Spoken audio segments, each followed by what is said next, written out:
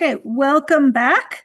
This next session is called Examining Accountability, Gender, Ethics, and Justice, and moderating will be Pedro Páez. Muy buenas tardes a quienes se conectan a la sesión de hoy. Vamos a iniciar con esta parte del Congreso y doy un poco el tema general, ¿no? Las preguntas se hacen al final, una vez de que se acaben las intervenciones y los ponentes van a poder resolverlas. Entonces, vamos a iniciar con Inés Ascenso. Inés ha preparado su presentación titulada Do as I say, not as I do, Understanding the Moral Inconsistencies and Trade-offs Behind Corrupt Actions. Inés is a PhD candidate at el Instituto Universitario Lisboa since September 2024. Her thesis project focused on self-reinforcing corruption, namely through individuals and society, looking at social norms and behavior theories. Currently, she is conducting research through focus groups and surveys, and has experience with working with secondary data. Le damos 15 minutos para su intervención, Inés. Thank you for the introduction again. My name is Inés, as you said. I'm doing my PhD program right now in international studies. Today I'm here to present the second article of my thesis. And just to clarify, I understand Spanish almost fully, so it's okay to if you speak Spanish, but I cannot speak it myself, so I will do the presentation in English. My research interests are currently in democracies that have high levels of perceived widespread corruption, but simultaneously have low levels of tolerance towards it. And I want to understand how in these contexts people deal with corruption. So jumping straight to the theoretical framework that has guided this research, some authors argue that some social norms can be related to the choice to act corruptly or not, because behaviors can be learned through social interactions. And in these cases, society can take on an important role when it comes to guiding behaviors through its reactions. And so following that logic, you can both learn good and bad behaviors through socialization processes. And in some instances, these behaviors may be so ingrained in society or in certain groups that they become part of the routine and people may not be aware of their negative moral implications. And so this can be said of corruption, because sometimes if it's seen as the norm, people may not be aware that there are negative moral implications attached to certain corrupt behaviors. As an alternative, there may also be some other incentives to corruption. For example, there may be strong power dynamics that support it, or corruption may create certain opportunities to access goods or services that would otherwise not be possible or be very difficult to access if people followed the formal procedures in place. So in these cases, while corruption may be the norm, that doesn't necessarily mean that people approve of it and that they want to perpetuate it. Because in these cases, people may feel trapped into bypassing certain formalities and engage in corruption, but this doesn't mean that they prefer this way of living. And so in these cases, in these contexts, corruption becomes simultaneously condemned and condoned. And this leads to my hypothesis that individuals may attempt to preserve their self-image by rationalizing corruption. However, to my knowledge, studies on rationalizations of corruption haven't really focused on a context of perceived widespread corruption, which leads me to the questions that guided this research. The first one is, in context of high perceived widespread corruption, do certain forms of corruption become normalized to the extent that individuals are no longer aware of their moral implications? And the other one is, alternatively, when people do recognize the moral tolls of their actions, do they attempt to reconcile with themselves by rationalizing them? So to study this, I chose the case of Portugal.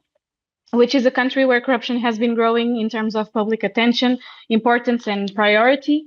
And in recent years, the surveys have shown that the vast majority of Portuguese people consider corruption to be widespread in their country. And while Portuguese people generally disapprove of market corruption, which are situations that involve a clear exchange, so like accepting a bribe or a gift, the tolerance towards parochial corruption scenarios, and these are situations that rather involve ties of kinship and affection rather than a clear exchange, the tolerance towards these cases varies across surveys, depending on the questions asked. But there isn't really any clear explanation for these variations. So to study this, I used survey questionnaires and focus group discussions where the survey was also answered. So participants were asked to describe in 3 words 3 different scenarios of parochial corruption. So you have the 3 of them here. The first one here is 2 generic politicians where one is telling the other that he can speak to someone in his ministry to get his brother a job. Then you have here 2 friends where one is saying to the other that she can speak to the administration of the hospital that she works in to see if they can get her mom an operation in the upcoming weeks. And then you also have here 2 friends where one is telling the other that she can speak to her dad to get her access to the university where he is the rector. So as I said, the focus group also began with participants answering these questions in written form. And then we started the discussion. And the discussion started with me describing other cases of parochial corruption, but similar to one of the pictures. So this was a person that was concerned that his mom might not be able to get an eye surgery because it would cost 10,000 euros at a private hospital, or she could do it for free at the public hospital, but it would take 6 months of waiting. So then a friend offered to speak to the administration of the hospital where she worked to see if they could speed up the process, which would mean that she would cut in line in front of other people. Additionally, there was also a case that involved a job offer, a person who had been out of a job for 6 months and was actively looking for one. And his friend offered to speak to the administration of her company to see if they could get him a job. And then this scenario was first addressed as a job in the private sector and then in the public sector. So we addressed both situations. So as a first analysis, I did a visual network analysis on the 3 words used to describe these 3 scenarios. And here, the bigger words that you see are the words that are used more frequently. So what we see is that across all 3 scenarios, you have here this word cunha, which means, literally in Portuguese, means pulling strings. But it is much stronger on these 2 scenarios, the first and the third, with this one having not as much agreement regarding what it represents. And then you also see here corruption, very big on these 2, compared to this one where it's quite small. And there's also a higher predominance of the negative words. They were mostly used for scenario 1 and 3, with scenario 2 being more related to words related to help, friendship, worrying. And during the focus group, this was also observed. There was actually one participant that said that Portugal has this culture of just liking to help others. I'll just admit this person who's waiting. Then for scenario 2, in any case, we can see some words that are related, to injustice, influence. And during the focus groups, this was also observed. People said that this was a case of influence trafficking or breaking the rules. And so there is some reframing of the situation depending on the context. And people seem to acknowledge that to a certain extent, this is an unfair situation. And there seems to be some moral hesitations again already in this first analysis. And interestingly, also during the focus group discussions, when we asked participants if they believed that the situations described, so here I'm talking about the hospital situation and the job offer situation, when we asked if they thought it represented corruption, a lot of people hesitated, and they said that they rather associated corruption with, and this is a direct quote, the deals that politicians are doing backstage so that they can enrich their positions of power. So, of course, this gave room to some justifications for corrupçãozinha, which is a Portuguese expression that they made up during the focus groups, meaning little corruption. And I will delve into this now with the results from the focus group. So here I included some quotes that reflect the main points that arose during the focus groups. The first one is, in theory, he should say, no, thank you. But so this is about the fact that participants saw the hospital scenario as a symptom of systemic failures. So things like underfunded public healthcare, poor conditions, and long waiting lists, and among other things. So in this context, using this cunha, this favor, to help a loved one was justifiable, even if it meant that someone would wait longer. And people acknowledged that, yes, in theory, this was unfair. And the correct thing to do would be to decline the offer, but they still justified it as prioritizing family, which has been addressed before in the literature as moral trade-offs, in this case between group values and universal values, between helping out a loved one and fairness. And there was also agreement,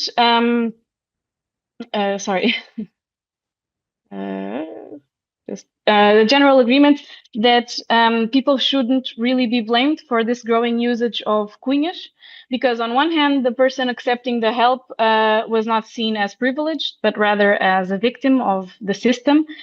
And the doctor was also rarely viewed as the main culprit, because even though her role raised some ethical concerns, she was mostly seen as a string that will connect two ends. So a small actor in a bigger and flawed system. And so corruption could start and end with her, because ultimately it was the hospital administration that was viewed as holding the power to enable or prevent these actions. The second quote, I don't want to be unhappy for the rest of my life. So this was about the job scenario. People acknowledged that this was different than the hospital one, because in this case, they argued there would be other options. People could work in other areas or ultimately immigrate, unlike in the health sector, where options were much more limited. But others pointed out that even if there were other options, they would rather just be happy at a job that fulfilled them. They didn't want to work in other areas. So they would take on the offer, especially in sectors where referrals were common, because they felt that this common practice legitimized doing it informally. So there were also some trade-offs observed, but in this case, it wasn't about group values and universal values, just as I mentioned. It was more that people favored personal benefits at the detriment of universal values like fairness and equality.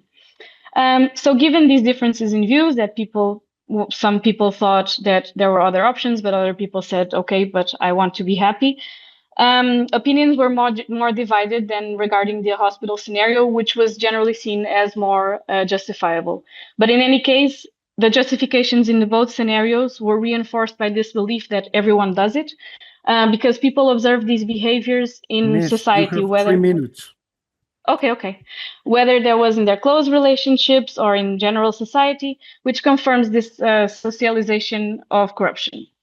And in both cases, the actors involved were not seen as responsible. Then we are talking about people that are institutions. So here is about the fact that corruption was seen differently depending on the context and on the actors. The job scenario was considered way more serious in the public sector context, and it raised fewer ethical concerns when it was about the private sector, because it seemed like a private matter that the public had nothing to do with it. And on the other hand, when it was about the public, they felt that it's public resources that belong to everyone and need to be managed fairly. So in line with this, if someone wealthy or with a public position or a position of power used cunha to access healthcare, their actions were much less justifiable. So here, social comparison definitely played a role, because people pointed out that those who didn't have the financial capital to pay for a private surgery were entitled or justified in using their social capital. The last quote, it is what it is, we just have to accept it. This relates to what I said in the beginning, that people, they may engage in corruption, but it doesn't mean that they approve of it. They did disapprove. They acknowledged that it increased inequalities and highlighted how unfair the system was, because it benefited the ones with the most resources, particularly social capital, rather than those who need it the most. In any case, many admitted that they'd still participate in it if it benefited them or a loved one. And they often saw themselves, as I said, as victims, or at least not directly responsible for these situations. So to finish, taken together, these main findings confirm that there are instances where this kind of parochial corruption is justifiable and legitimized, and it depends on the context. And in any case, this doesn't mean that people enjoy these situations and want to perpetuate them. It's more that they engage in them because they feel powerless, which leads to these rationalizations for their actions, which ultimately leads to a further absolving of their responsibility. And so by complying with these practices, society ends up legitimizing and normalizing them, and ends up also transforming themselves into victims of a situation that they also contributed to. And that's my presentation. Giovanna Rodríguez García, su segunda presentación el día de hoy. Giovanna es investigadora postdoctoral en la Universidad Autónoma de Bucaramanga, donde lidera una agenda de investigación sobre género y corrupción. Obtuvo su doctorado en ciencia política en el CIDE y una maestría en economía en la UNLP. Como investigadora principal del proyecto Investigación sobre Género y Corrupción, Experimentos de Laboratorio en Universidades Colombianas, financiado por el ICETEX, explora las dimensiones de género en el comportamiento corrupto. Ha realizado estancias postdoctorales en el Tecnológico de Monterrey y la UNAM, estudiando la dinámica de la corrupción en América Latina. En el 2020 recibió la beca SUCONEC de la Universidad de Constance. Su trabajo abarca percepciones ciudadanas, estructuras de partidos, mediciones de corrupción, compromiso cívico en la lucha anticorrupción e igualdad de género, con el fin de diseñar estrategias que promuevan la integridad y la rendición de cuentas en la gobernanza.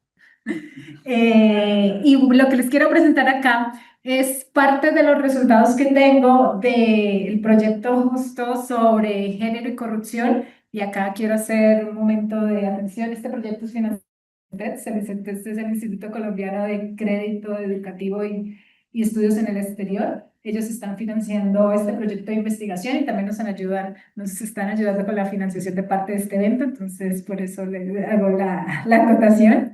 Este proyecto que presenté con el ICETEX es un proyecto de internacionalización de la ciencia. Y en este proyecto lo que buscamos es un proyecto de investigación y buscamos entender cuáles son las diferentes dinámicas entre género y corrupción, realizando experimentos de laboratorio, experimentos económicos de laboratorio. En estos momentos les voy a presentar los primeros resultados que tengo. Esos resultados los saqué ahorita el lunes.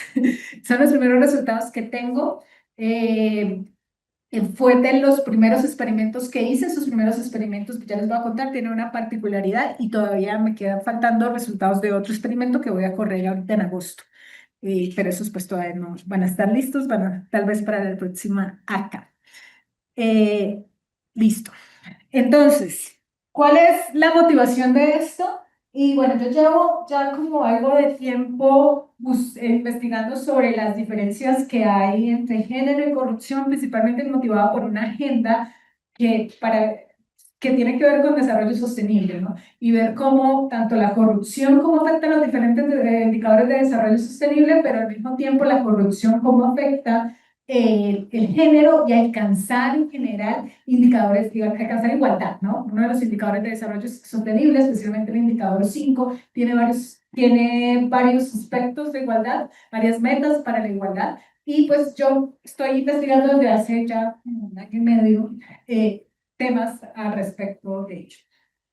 Bien, hay una creencia social, y yo no sé si ustedes estén familiarizados con la literatura de género y corrupción, estén familiarizados con el primer artículo que estudia, no me alegra mucho que lo sepan, el primer artículo salió por allá en los 2000, fue el de Dollar, Swami, uno de Dollar y otro de Swami del Banco Mundial.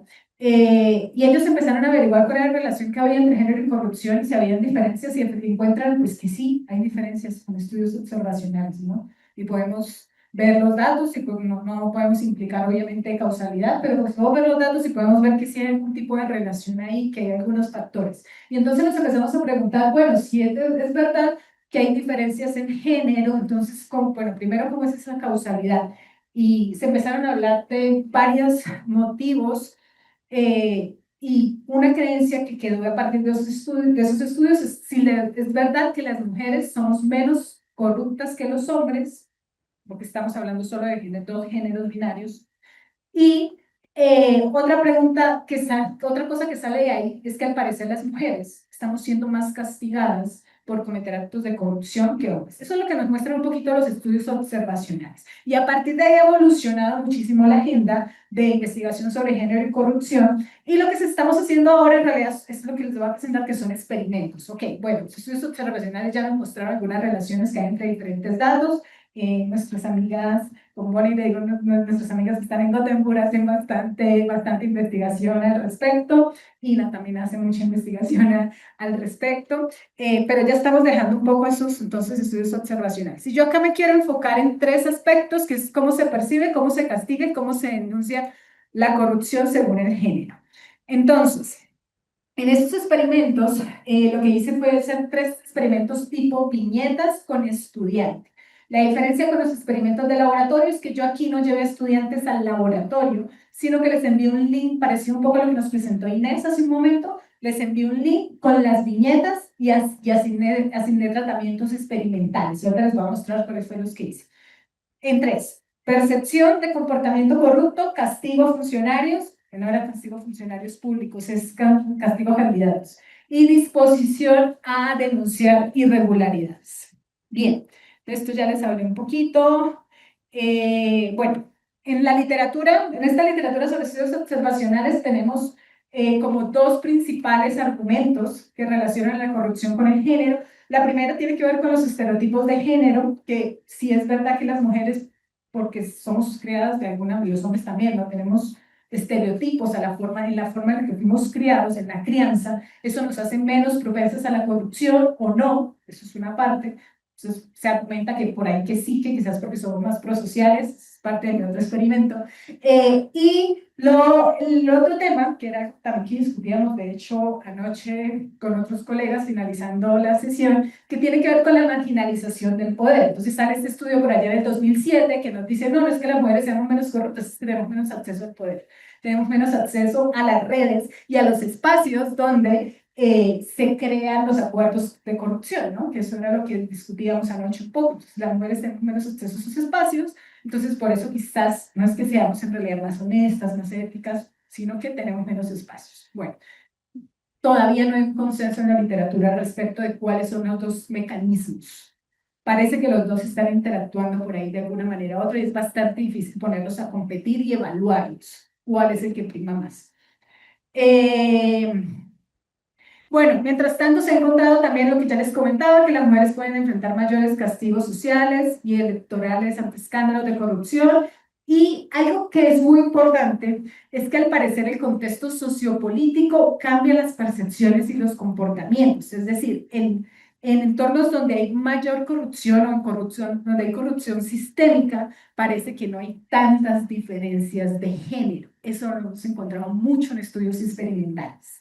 Casi siempre cuando estamos haciendo estudios experimentales en países donde no hay corrupción sistémica como tal, más o menos la podemos definir, hay muchas más diferencias de género que en países donde sí hay corrupción sistémica. Entonces, eso también está muy interesante de explorar, pero bastante difícil por la calidad de los datos comparados. Ok, esto me lo voy a saltar. Y entonces ya les voy a mostrar los experimentos que corrí. La pregunta principal del estudio es si existen diferencias de género en la percepción, sanción y denuncio de la corrupción en Colombia, y utilizo 3 experimentos online. Yo recogí información para la convocatoria para 300 estudiantes entre mi universidad, la UNAP, y la Universidad Francisco de Paula Santander, que queda en Cúcuta, que es una ciudad pegada a Bucaramanga, cerca de la frontera con Venezuela, que es donde es mi coautora de este paper. Recogí información, o sea, recogí para la convocatoria 340 estudiantes, pero desafortunadamente al lunes solo me respondieron 140 estudiantes, ya ahorita ya está cerrada la encuesta, solo recogí información verdadera para 140 estudiantes. Y ya les muestro entonces qué fue lo que me di. El primer experimento fue sobre percepciones de corrupción. Y en este experimento, entonces, lo que tenía era esta situación y tengo a una funcionaria, esta es la viñeta que les puse a las personas participantes del experimento. Esta es la primera situación, una funcionaria que es mujer y un ciudadano que es hombre, y los pongo a interactuar. El ciudadano va a buscar una licencia de conducción, un pase, se le llama aquí en Colombia, va a buscar la licencia de conducción, y la funcionaria le dice que se demora más o menos de 10 a 15 días, y el ciudadano le pregunta si hay una forma de agilizar el trámite, y entonces, hasta ahí, esa es la situación. La pregunta que yo les hice a las personas en la encuesta es, ¿cuál es la probabilidad de 1 a 10? ¿Qué tan probable creen que esa funcionaria le ofrezca una forma de agilizar el trámite? Esa fue la pregunta. De 1 a 10, o de 0 a 10, ¿cuál es la probabilidad de que esa funcionaria les ofrezca una forma de agilizar el trámite? Listo. Esta es el segundo tratamiento experimental. Aquí lo cambié. Ya no puse a una mujer, sino que ahora puse a interactuar a 2 hombres. La verdad es que si hubiera tenido más datos, ampliar más la muestra, hubiera cambiado también al ciudadano, le hubiera cambiado el género, lo hubiera dejado por ciudadano. Pero el problema es la muestra, porque pierdo mucho poder estadístico. Entonces ya no puedo hacer comparaciones. Entonces por eso solo dejé 2 tratamientos experimentales para este primero. Es exactamente la misma situación, solo le cambié el género del funcionario. Nada más. En el segundo experimento es de castigo electoral, y en el segundo experimento también lo que hago es tengo este volante electoral con unos hechos bueno, esto es para la elección al Consejo Municipal. Aquí en Colombia tenemos, sí, consejos municipales, ¿nos suena más o menos? ¿Todos municipales, todos más o menos? Ok, bueno, entonces los concejales aquí en Colombia se pueden reelegir. Entonces, lo que hice fue crear este volante de campaña, un nombre, le puse unas características, ¿verdad? Le puse unos logros, y entre los hechos le puse que fue investigado por un escándalo de corrupción, pero igual no fue encontrado culpable. Y ya, la pregunta es, de 0 a 10, ¿cuánto es la probabilidad de que vuelva a votar por esa persona en la próxima elección? Exactamente la misma información, pero ahora con una mujer. La misma edad, la misma profesión, los mismos tiempos, los mismos logros y el mismo hecho. Este tratamiento también podría tener otros 2 alternativas, que fue donde yo lo tomé. Ahorita les paso las referencias, se me olvidó mencionarlas, ¿no? Obviamente yo no me inventé todos los experimentos, no los tomé, son referencias. Tiene otro tratamiento alternativo, que es cuando yo le pongo en lugar de otros hechos problemas de corrupción, yo le pongo otros hechos como cosas de transparencia. Pero bueno, ahorita no, lo mismo, por la muestra perdía mucho poder estadístico, entonces solo dejé 2 tratamientos. Y el tercero tiene que ver con la denuncia a irregularidades, y en lo que tenía es esta situación, les pongo una descripción ahí y les digo, les cuento una historia al participante. Le digo, resulta que ustedes trabajan ustedes trabajan en un lugar público, y su jefe, que en este caso es este señor, se pierde un equipo, y ustedes saben que su jefe fue la última persona que lo usó. Les pongo la situación y les pongo la descripción. Les pongo con el jefe es hombre y les pongo cuando la jefe es mujer. Y les pregunto entonces, ¿cuál es la probabilidad que tienen entre 0 y 10 de denunciar? ¿Con qué tanta probabilidad denunciarían que su jefe fue la última persona que usó ese equipo? Bien.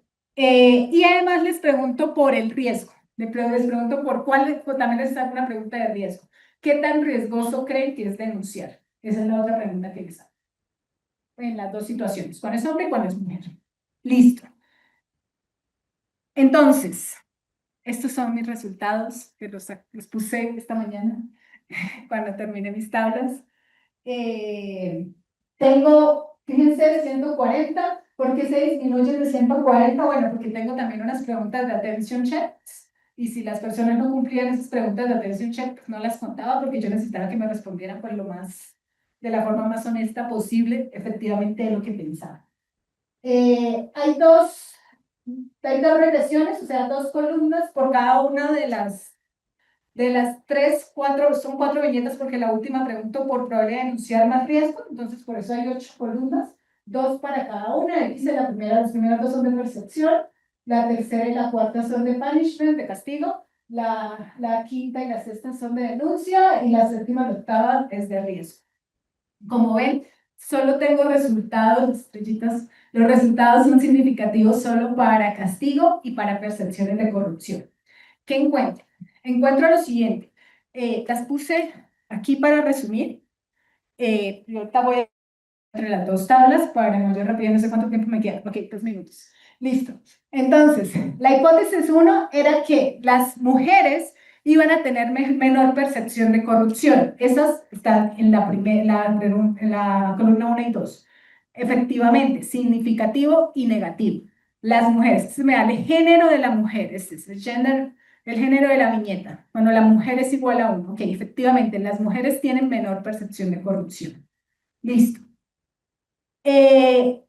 La segunda hipótesis es que las personas que responden, las ciudadanas, tienen mayor percepción de corrupción. Me doy cuenta que acabo de poner mal los colores. Tienen una mayor percepción de corrupción. Este de acá, de abajo, es el género del respondent, de la persona que respondió. ¿Y qué encuentro? Que las mujeres tienen menor percepción de corrupción en general. O sea, el género de la mujer en general, no importa quién era el funcionario, si era funcionario o funcionaria pública, las mujeres tienen menor percepción de corrupción que los hombres. Esto es diferente a lo que habíamos encontrado antes. Por eso está ahí en rojito. Listo. La tercera hipótesis era sobre castigo, que son estas dos columnas de acá. Y las hipótesis de castigo, entonces, si la mujer aparece en la boleta electoral, si aparece mujer, lo que me dice estos resultados de esta regresión del experimento es que es significativo, mis 2 estrellitas, el 95% de confianza, y además me dice que es positivo, o sea que las mujeres tienen mayor probabilidad de elección, es decir, que son castigadas menos, no más que los hombres. Encuentro que las mujeres son castigadas menos, no más que los hombres, por eso también está en rojito. Yo esos 3 experimentos yo los preregistré, es un experimento preregistrado, entonces también voy a poner el número de preregistro para que vean que sí son las hipótesis que estoy testeando desde el principio, todo muy transparente. Los tengo para registrar. Para las demás hipótesis que tengo ahí no encuentro evidencia. Obviamente esto puede ser un problema de poder estadístico, tengo apenas 140 datos, encontré diferencias significativas para los anteriores, pero puede ser que para la parte de denuncia y riesgo tengo muy poquitos datos, aunque el experimento del cual los tomé también utilizaban como 200 observaciones, o sea, tampoco era mucho. Y ya, eso es lo que tengo para presentarles y los resultados que tengo en el experimento. Muchísimas gracias. Ya creo que con eso casi que cumplí el tiempo. Nada más les quiero porque me siento mal porque no mostré. Aquí están las referencias de los papers de donde tomé esos experimentos. El de denuncia es el de Prismakova y Evans del 2022. El de las mujeres deben ser tolerantes a la corrupción, bueno, el de Alatas de siempre, que es muy famoso. Y se me olvidó el otro, el de los consejos, lo tomé una modificación desde Sara Birri Pereira 2023, nada más para ser transparente en dónde tomé los datos. Muchas gracias. Gracias.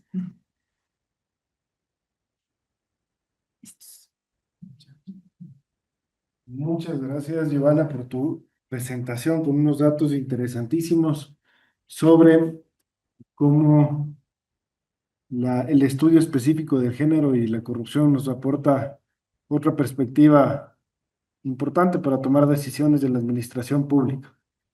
Vamos ahora con nuestro segundo invitado dentro de la ponencia, que es el doctor Emilio José Moya Díaz de la Universidad Católica de Temuco, Chile, que nos va a presentar los desafíos para la implementación de políticas anticorrupción en gobiernos locales, el caso de Chile. Es profesor asociado del Departamento de Sociología, Ciencia Política y Administración Pública de la Facultad de Ciencias Sociales y Humanidades de la Universidad Católica de Temuco, licenciado en Sociología por la Universidad de Chile, magíster en Sociología por la Pontificia Universidad Católica de Chile y doctor en Estudios Latinoamericanos en la Universidad de Chile. Sus líneas de investigación son corrupción, clientelismo político y patronazgo. Es actualmente director de gabinete de la Universidad Católica de Temuco y fue director de estudios de Chile Transparente, que es el capítulo chileno de Transparencia Internacional. Asimismo, fue investigador responsable del proyecto Fondesit de iniciación, vínculos sociales y corrupción en el contexto público local, la coexistencia de lo formal e informal, y es coinvestigador del proyecto Fondesit regular, no esos no se cuentan. Instituciones informales y cohesión social, legitimación crítica y disputas en el orden normativo de Chile actual. Además, es autor de una serie de artículos, capítulos de libros sobre la temática. Bueno, buenas tardes a todos y a todas. Nosotros junto a Camila Milla vamos a presentar un estudio, o más bien un subproducto de un estudio donde, a propósito de la ponencia anterior, también realizamos encuestas factoriales y experimentos que nos están dando muy similares en el tema de género, así que eso podemos discutirlo después, sobre tolerancia a la corrupción y percepción sobre la corrupción y si hay diferencias de hombre y mujer en el caso chileno. Ahora lo que queremos un poco discutir es más bien qué desafío enfrenta una política anticorrupción a nivel local y a nivel regional, contextualizando el caso chileno. Bueno, Chile es un país unitario, ¿no es cierto? A diferencia de México, Argentina no es federal y por lo tanto las políticas tienen un alcance nacional y una aplicabilidad que es bastante uniforme. En ese contexto, el caso chileno siempre ha sido como un caso paradigmático en cuanto a sus indicadores de transparencia, que si bien en el último tiempo uno observa el índice de percepción de la corrupción, se han venido deteriorando, pero ocurre algo a nivel local y a nivel regional, que son los estudios que actualmente estamos desarrollando, donde los gobiernos locales o municipios se comportan de manera distinta a lo que pasa en el gobierno central. Y justamente Chile ha sido testigo recientemente de un número creciente de casos de corrupción que han afectado a los gobiernos locales, específicamente a los municipios, y esto es independiente de su orientación política. En Chile existe un diario de investigación llamado CIPER, que entrega importantes aportes para reflexionar sobre la magnitud de esta problemática. Por ejemplo, estamos hablando de que existe una alta denuncia y altas investigaciones que se han realizado en los gobiernos locales, pero una baja capacidad para sancionar este tipo de actos en los municipios propiamente tal. Y uno observa, por ejemplo, con otras leyes pro transparencia, como la ley de acceso a información pública, la ley de lobby o la incorporación de los códigos de conducta a nivel de gobierno local, y los resultados son bastante heterogéneos, a diferencia del gobierno central. Todavía hay gobiernos locales y municipios que no cumplen en el 100%, ¿no es cierto?, de los indicadores de la ley de acceso a información pública. Entonces nosotros planteamos que si bien estas reformas han sido importantes, casos recientes de corrupción a nivel local han puesto en duda la eficacia de las políticas pro probidad, pro transparencia y anticorrupción, y sobre todo la capacidad para controlar la corrupción. ¿Por qué? Porque en este espacio de los gobiernos locales es donde se tiene menor impacto, no solo por la desigual capacidad de los municipios para implementar las nuevas regulaciones, sino también por la tensión que estas medidas encuentran con otras formas de relacionarnos con el Estado, por así decirlo, con las instituciones, y otras maneras o formas de hacer informales que están profundamente arraigadas en los territorios locales. Es decir, obviamente las leyes por sí solas no van a reducir la corrupción si no están entrelazadas con otro tipo de transformación que a nuestro juicio tiene que ver en cómo se desarrolla la dinámica de la política local. Entonces, la corrupción es importante considerar el territorio en el cual se ubican justamente los gobiernos locales y las diferentes dinámicas que nosotros encontramos en esos territorios. Entonces, ¿por qué es importante? Porque justamente la consecución de este objetivo no está exenta de complejidades debido al papel que juegan los municipios o gobiernos locales en la prestación de servicios y programas sociales. En Chile, como puede existir también en otros contextos, los estudios demuestran que los municipios son la instancia gubernamental más cercana a la ciudadanía y quienes más confían en encontrar soluciones a sus necesidades cotidianas. El ciudadano chileno o la ciudadana no se acerca a un ministerio, sino que se acerca justamente a los organismos municipales, por ejemplo, las corporaciones municipales, para recibir ciertos beneficios asociados, por ejemplo, al área de la salud, al área de la educación y ámbitos que inciden directamente en la calidad de vida de las personas. Entonces, ¿qué tenemos en los municipios? Que en los municipios no solo se intercambian bienes económicos y materiales, sino que desde una perspectiva antropológica y sociológica también se intercambian muchos recursos simbólicos, ¿ya? Y los vínculos municipales se extienden mucho más allá del espacio institucional del municipio. Estamos hablando de intercambios que tienen que ver con empresas, con actores privados, con organizaciones de la sociedad civil, ¿no es cierto?, con los ciudadanos, con las ciudadanas, con juntas de vecinos, con clubes deportivos, etc. Entonces, la complejidad que tiene que ver cómo las políticas anticorrupción logran reducir justamente la corrupción en estos ámbitos, se ve problematizada porque junto con la corrupción coexisten otros fenómenos que se desarrollan a nivel local y que a nivel empírico son difíciles de distinguir, no así a nivel teórico. Es decir, el clientelismo político puede utilizar redes de corrupción, ¿no es cierto?, para operar o viceversa, y el patronazgo, nos referimos a patronazgo como los nombramientos políticos, también. Entonces, ¿qué es lo interesante de esto? Que en este tipo de fenómeno, más que nosotros abordarlo desde un punto de vista de la legalidad o la ilegalidad que puedan tener, los tratamos desde un aspecto más bien desde la sociología informal o desde las instituciones informales. Es decir, en estos fenómenos prevalecen vínculos informales y personalizados que caracterizarían de alguna manera un elemento central a la hora de entender la corrupción, en el caso a nivel local. Y por eso es importante debatir los desafíos que enfrenta una política anticorrupción a nivel local y regional. ¿Por qué?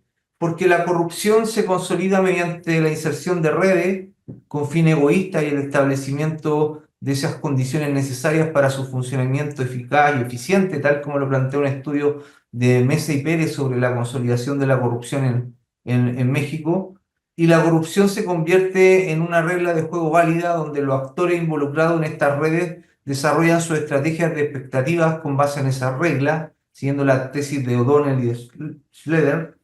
Entonces, en consecuencia, la corrupción también observamos que no solo tiene que ver con un aspecto legal y formal, sino que afecta el nivel de desigualdad que experimentan las personas en dicho contexto, así también como el nivel de desigualdad que es percibido y experimentado por ellos. Lo importante es qué desafío enfrenta las políticas anticorrupción a nivel local y regional, que una de las principales características de la corrupción es que opera a través de redes personales que buscan no solo bienes materiales, sino bienes simbólicos. Vamos a entrar en detalle de eso. Las dinámicas políticas locales importan y mucho, y en ese sentido nuestra tesis es que no basta con una política anticorrupción, sino acompañada de cambio de alguna manera en reformas políticas, por así decirlo. Debe ir acompañado de cambio en la forma en que se hace la política en el ámbito local, en el caso chileno. Opera como una institución informal de esta tesis, ¿no es cierto?, de Levitsky y otro, que está integrada organizacionalmente con los procedimientos formales, es decir, al interior de los municipios coexisten aspectos formales y yo diría informales. Y diríamos que los municipios de Chile muestran bajos controles internos y externos. La idea finalmente de la prevención y la sanción. Entonces, la corrupción como primer elemento, como primer desafío, es que se facilita siempre mediante conexiones sociales que se establecen entre individuos de un determinado grupo social y que se basan en la confianza y el intercambio de favores. Es una interacción personalizada. No es finalmente una prestación universalista, sino que efectivamente es una prestación personalista y en ese sentido socava los principios de una democracia, aparece como un equivalente funcional en espacios donde el Estado no llega, pero no tiene principios de universalización, sino que tiene principios de personalización. Y estas redes se aprovechan de la estructura municipal debido justamente en el caso chileno es que los municipios o los gobiernos locales tienen una alta autonomía política y tienen una ausencia de mecanismos de control adecuado para prevenir riesgos de corrupción. Es decir, no hay un balance de factores, sobre todo, de poderes, perdón, sobre todo con la figura del alcalde. Entonces el alcalde tiene espacios discrecionales para contratar a su personal de confianza, para saltarse, por así decirlo, procesos, y existen al interior del municipio también ciertas funciones que ni siquiera responden al alcalde. Por ejemplo, la dirección de obras, que es la que entrega los permisos para la construcción de edificios y donde sabemos que existe un alto riesgo de corrupción en el ámbito de la construcción y de la inmobiliaria. Prácticas sociales como la gratitud, la admiración, la amistad y la lealtad se visualizan como registros afectivos cuya función es generar relaciones individualizadas, es decir, la entrega de beneficios se vuelve cada vez más personalizada y eficiente. Y finalmente también la corrupción opera a través de redes inevitablemente que desarrollan mecanismos propios de inclusión y exclusión, es decir, quien no participa de las redes y no accede de corrupción y no accede a los beneficios municipales está doblemente excluido. Está excluido de las prestaciones de los municipios y a la vez está excluido si no participa de esas redes de corrupción. Se generan procesos híbridos de exclusión en la exclusión, de exclusión inclusiva o de doble exclusión, por así decirlo, o incluso de doble inclusión. Yo puedo recibir los beneficios del municipio y a la vez puedo estar inserto en estas redes de corrupción. Estos resultados que uno los puede plantear acá como desafío o hipótesis son resultados de estudios en los cuales hemos entrevistado a más de 200 personas entre funcionarios públicos, funcionarios políticos, stakeholders y diferentes grupos focales. Entonces, el desafío 2 tiene que ver justamente con que la corrupción tiene que entenderse bajo los contextos de dinámicas políticas locales. Clientelismo, patronazgo, nombramientos políticos discrecionales. Muchas veces en estos espacios se tornan como herramientas más eficientes para resolver necesidades que las instituciones formales muchas veces no resuelven. Y de alguna manera las autoridades locales aparecen como intermediarios de la política social. Entonces aparece un nivel de, yo diríamos unos brokers que proveen beneficios para, por ejemplo, movilizar votos. Y por tanto, uno podría ahí entender por qué se entremezclan con estos otros elementos informales. Un proceso interesante en el caso chileno tiene que ver con la descentralización que ha transformado la relación entre parlamentarios y votantes y surgen nuevos mediadores e intermediarios, ya en el caso chileno, y que no necesariamente comparten valores o creencias desde un punto de vista político. Muchas veces los parlamentarios necesitan colocar gente a nivel del municipio para movilizar votantes en una futura reelección y no necesariamente es el alcalde o la autoridad de turno la que elige, ¿no es cierto?, a determinados funcionarios que puedan movilizar apoyos políticos para ellos. Por eso planteamos esta idea de que la corrupción hay que entenderla siempre con transformaciones, yo diría, con el aspecto que tiene que ver con reformas políticas. Entonces, otro elemento importante tiene que ver en casos chilenos y en otros casos de América Latina con las dinastías familiares, ¿ya? Es decir, aquellos políticos que tienen, Emilio, te queda 2 minutos. ya, que tienen ciertos apellidos conocidos y que funcionan finalmente con una marca electoral y se va de alguna manera acumulando esta marca electoral introduciendo el concepto de capital político familiar. Entonces, los candidatos con cierto apellido cuentan con una considerable ventaja electoral, especialmente justamente en estos contextos locales. Y de alguna manera, yo diría que hay que sobrepasar el concepto de lo legal y formal. No se puede reglamentar todo aquello que pasa a nivel de los gobiernos locales. Es decir, no basta con generar más leyes, que ha sido el camino que ha seguido Chile, porque si no, cada relación social sería protocolizable y eso para nosotros es sumamente discutible. Por eso la idea de que en el fondo la corrupción u otras instituciones, como aquellas, como el patronazgo o el clientelismo, las podamos entender como prácticas informales y que se encuentran en aquellas zonas que O'Donnell llamaba zonas marrones. Entonces, yo diría que hay un bajo nivel de cumplimiento también de las nuevas regulaciones en materia de transparencia y modernización por estos contrabalances, y que lo que no se ha introducido tiene que ver con medidas de prevención de riesgo de corrupción.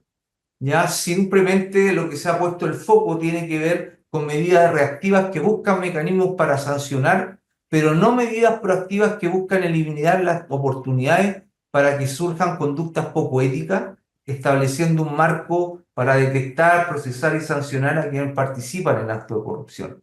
Entonces, ¿por qué? Porque al igual que en otros países, en el caso de Chile, la mayoría de las regulaciones surgieron de forma reactiva ante las crisis políticas e institucionales generadas por ciertos casos de corrupción. Entonces, creemos que a nivel local es importante identificar los riesgos de corrupción y desarrollar mecanismos para reducirlo, y que están asociados a riesgos institucionales, legales, políticos y de agenciamiento social.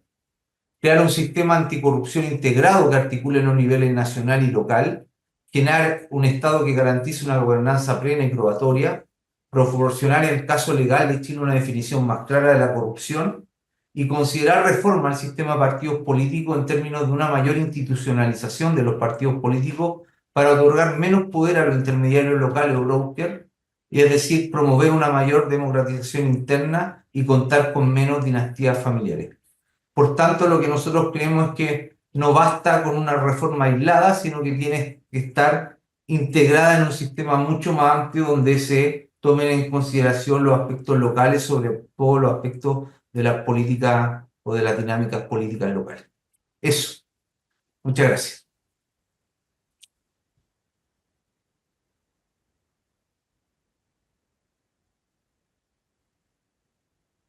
Muchas gracias, Emilio, por compartirnos ese análisis del caso chileno, de sus mecanismos, su estructura y las recomendaciones. Vamos a avanzar con el profesor Santiago Basabe Serrano, de la Universidad San Francisco de Quito. Su ponencia está titulada Corrupción Judicial en América Latina, Trayectorias y Desafíos. Santiago es Hola. profesor titular de Ciencia Política y Asuntos Internacionales de la Universidad San Francisco de Quito, distinguido con la prestigiosa beca George Foster de la Fundación Alexander von Humboldt e investigador postdoctoral en el Instituto Alemán de Estudios Globales y de Área, GIGA. Doctor en Ciencia Política por la Universidad Nacional de San Martín de Buenos Aires, ha sido profesor visitante en la Université de Sorbonne, NUV, y otras instituciones europeas y latinoamericanas. Dirige la Asociación Ecuatoriana de Ciencia Política, AECIP, y fundó Pescadito Editoriales. Su investigación se centra en corrupción, instituciones políticas, relaciones internacionales y metodología científica. Su obra más reciente, Corrupción Judicial en el Mundo, Diagnóstico, Evolución y Salidas, ofrece un análisis comparativo entre Ecuador, Senegal y Madagascar, consolidando su expertise en estudios anticorrupción y gobernanza judicial a nivel internacional. Gusto verte, Santiago. Dispones de 15 minutos Muchas gracias. exponer. Muchas gracias. Procuraré utilizar menos tiempo para que quizás que quede más espacio para la discusión. Y quiero plantear simplemente algunas ideas relacionadas a la corrupción en general, pero fundamentalmente a la corrupción judicial, que es uno de los espacios de investigación en los que estoy más enfocado en el último tiempo. Y la primera idea fuerte es que la corrupción judicial es apenas un subproducto de un fenómeno mucho más amplio y mucho más general, que es la corrupción en general. Esto que puede parecer una obviedad, en realidad no lo es si es que nos detenemos a ver las implicaciones que aquello implica. Y una de las implicaciones de aquello es que si es que es un subproducto, las visiones extremadamente analíticas para la comprensión de la corrupción judicial como de la corrupción segmentada en otros territorios me parece que son limitadas. Son limitadas en términos de la incoherencia entre la perspectiva teórica y el tipo de fenómeno que se estudia. Desafortunadamente, buena parte de la investigación sobre corrupción en general y fundamentalmente sobre corrupción judicial recurre a modelos analíticos extremadamente analíticos y bajo supuestos difícilmente sostenibles en la realidad, que me parece contribuyen a dificultar la plena comprensión tanto de cómo funciona, cómo opera la corrupción judicial, como también de sus posibles explicaciones. El segundo tema tiene que ver con la raíz a la cual se debe apuntar en términos de la posibilidad de un cambio o de una modificación respecto a la corrupción judicial, pensando en este punto en principio. Y ahí la idea base que yo quiero dejar es que la corrupción judicial es un problema de naturaleza política, no es un problema jurídico ni judicial, en rigor. Es decir, si es que son los actores políticos los que deben tomar las decisiones de cara a modificaciones tanto institucionales como en el comportamiento de los actores, la actividad de abogados y de juristas es secundaria. Y ahí el gran problema y el gran desafío es que es difícil encontrar dentro la mayor parte de países en América Latina actores políticos que estén dispuestos a generar este tipo de reformas. Luego voy a mencionar algunas de las que podrían hacer falta. Y una primera respuesta a esta actitud de los actores políticos, insisto, no en todos los países de América Latina, pero en buena parte de ellos, es el hecho de que políticamente es muy rentable mantener la corrupción judicial. Es decir, dentro de sistemas políticos donde los niveles de consenso y de acuerdo son bajos y por el contrario la conflictividad y la inestabilidad institucional son la regla, la corrupción judicial es un mecanismo óptimo para resolver los problemas de naturaleza política, fuera del escenario político. Dado este caso, entonces las reformas de fondo que se requerirían en la región son difícilmente encontrables. El cuarto punto tiene que ver, y sigo en una perspectiva relacionada con el análisis tanto desde la ciencia política como desde la economía y el derecho de la corrupción judicial, es que si se busca generar cambios o reformas en este subcampo de la corrupción, la idea es buscar puntos óptimos de corrupción judicial, que suena poco políticamente correcto decirlo, pero que es la verdad.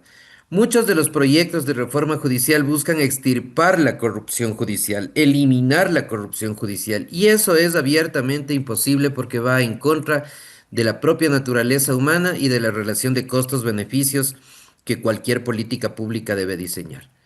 No implica de ninguna manera una aquiescencia, una conformidad con la corrupción judicial, pero sí ponerse en el plano de que la corrupción judicial hay que manejarla hasta los niveles que es posible. Una eliminación, insisto, no se da ni siquiera en los países con niveles de corrupción judicial más bajo en el mundo, sino llevar a niveles en los que los costos no sean mayores que los beneficios que podemos reportar. Y si la región, casi sin excepción, con un par de países, es una región en el mundo con altísimos niveles de corrupción judicial, con bajarlos en alguna medida, yo creo que habremos hecho bastante. Con esto paso a dos puntos más de orden teórico que tienen que ver con algunos mecanismos para tratar el tema de la corrupción judicial. El uno es un modelo endógeno que parte de dos variables básicamente relacionadas con la carrera judicial y con la calidad o el estatus mejor de los consejos de la judicatura.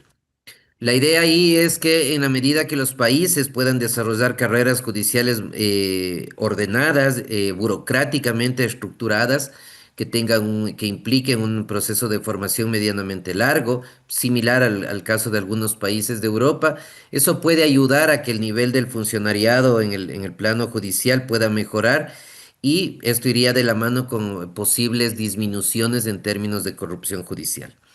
Evidentemente ahí se parte de un supuesto, y el supuesto es que a medida que los actores, en este caso los jueces y fiscales, tienen mayores capacidades en cuanto a formación y destrezas, la posibilidad de que incurran en actos de corrupción judicial puede disminuir por todo el costo que les ha implicado la carrera judicial.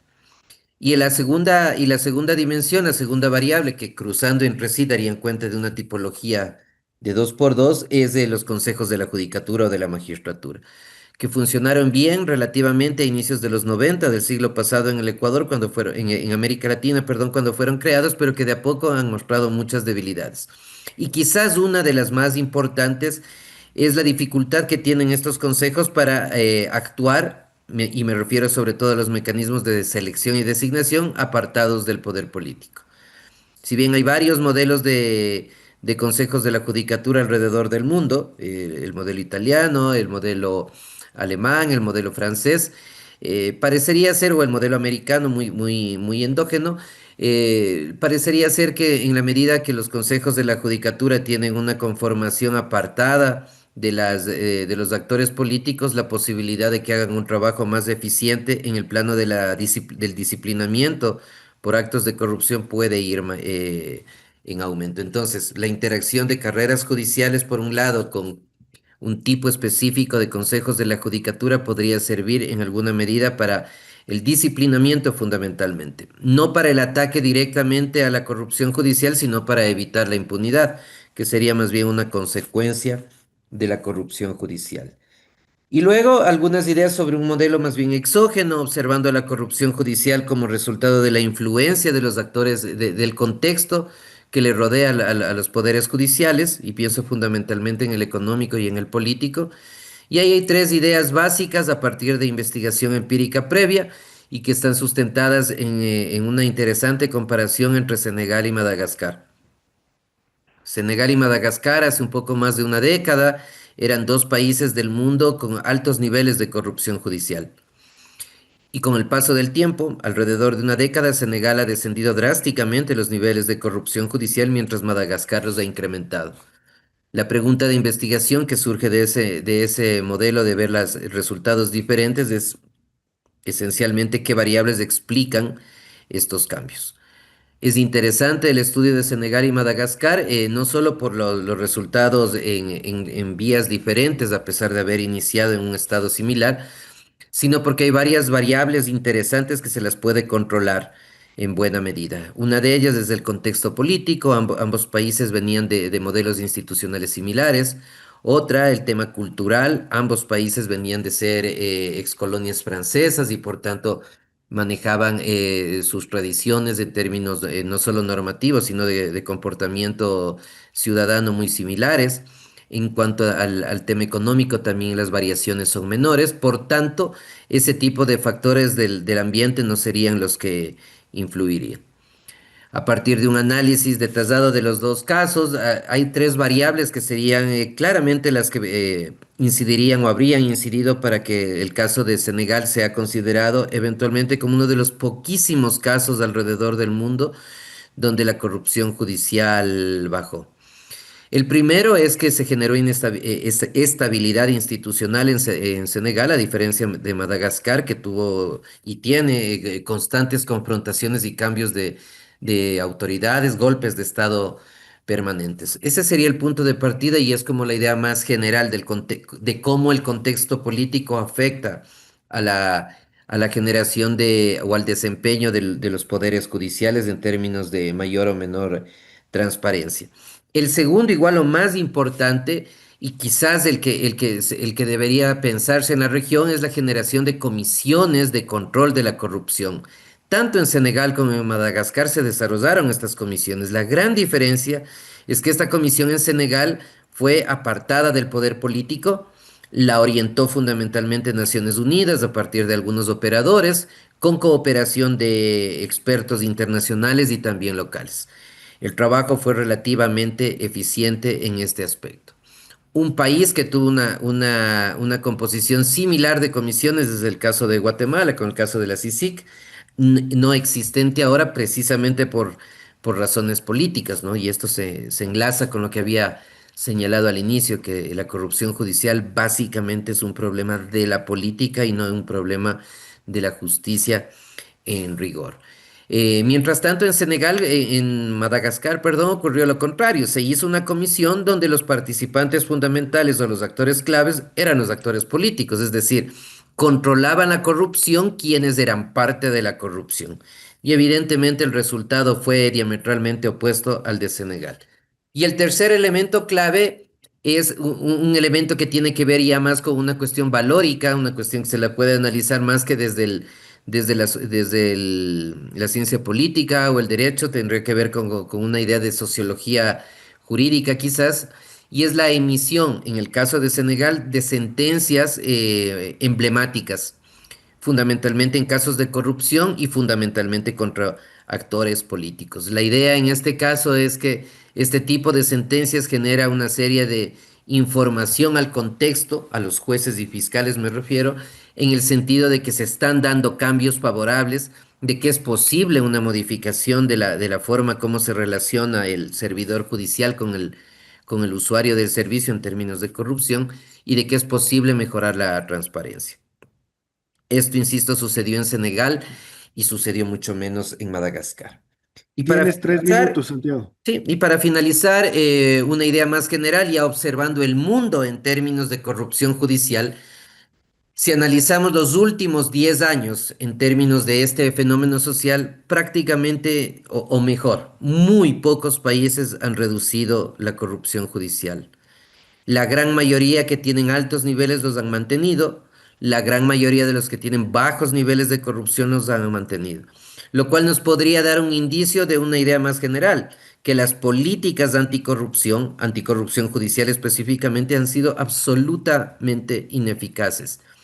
Quizás uno de los motivos sea la ausencia de seguir estos tres rasgos que he mencionado en el caso de Senegal, y la otra recurrir a modelos extremadamente analíticos que asumen a la corrupción judicial no como un subproducto de la corrupción en general, sino más bien como una cuestión aislada dentro de todo el entorno social. Muchas gracias, me quedo ahí.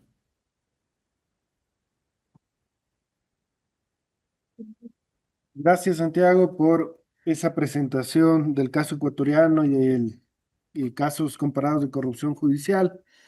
Vamos a seguir con nuestro siguiente participante, que es el doctor Diego Tipán de la UES en Ecuador, quien nos va a presentar su ponencia titulada Análisis de sentencias de corrupción en Panamá del 2018 al 2024, impunidad real e impunidad financiera. Diego is an Ecuadorian legal professional with a distinguished academic and public service trajectory. He holds a law degree from Universidad de las Américas and a master in criminology from the University of Melbourne, Australia. He has also completed advanced postgraduate studies in negotiation at Harvard Law School, compliance at American University, and criminal litigation at Temple University in Philadelphia. He is the author of the study of sentencing for corruption and money laundering offenses in Panama, a comprehensive analysis aimed at improving judicial transparency and accountability in financial crime cases. Mr. Tipan has served in senior government roles, including Undersecretary for Drug Consumption Prevention and Undersecretary for Citizen Security in Ecuador. He later worked as an anti-corruption advisor for the United States Embassy in Panama under the ATSG initiative. In addition to his public service, Mr. Tipan is actively engaged in academia. He is a lecturer at Universidad Espíritu Santo, where he teaches money laundering, economic crimes, and international criminal law. He also teaches cybercriminology at UDLA, criminology at Pontificia Universidad Católica del Ecuador, and criminal policy at SEC University. Bienvenido, Diego. Muy buenas tardes con todas y con todos. ¿De dónde surge esta idea de empezar a hacer análisis de sentencias? El año pasado tuve la oportunidad de servir dentro de la misión de los Estados Unidos como experto anticorrupción, y uno de los grandes temas que planteaba la lucha contra la corrupción en Panamá era qué estaba pasando en el sistema de justicia. Y uno de los grandes editoriales que surgió a inicios del año pasado fue que uno de los hijos de los magistrados de la Corte Suprema de Justicia de Panamá había establecido una red para negociar la influencia que él podía tener respecto de su padre y poder solventar una serie de casos. Esto sucede entre el año 2015 hasta el año 2018. Y se estima que más o menos 40 personas, entre personas naturales y jurídicas, pudieron haberse beneficiado producto de este escenario. Y se estima que cerca de $250,000 en coimas fueron pagados para poder acceder a un sistema de justicia totalmente distinto. En ese escenario, lo que se esperaría de las democracias modernas es que se investiguen estos delitos. Sucedió eso, se investigó este delito, se logró identificar quiénes eran las personas que estaban involucradas dentro de este ilícito. Y una vez que se logró identificar quiénes eran las personas que estaban involucradas en este ilícito, se inició un juicio penal. Este juicio penal terminó en la condena de estas personas. Y creo que al escuchar esto todos diríamos, pues se sirvió la justicia, es decir, se logró hacer lo que todos esperábamos que suceda con el sistema. Sin embargo, cuando empezamos a hacer el análisis de qué es lo que había sucedido en este caso, este hijo de este magistrado de la Corte Suprema de Justicia de Panamá no terminó en la cárcel, terminó cumpliendo una pena de servicio comunitario. La pena de servicio comunitario la cumplió en el estudio jurídico del padre, haciendo casos pro bono.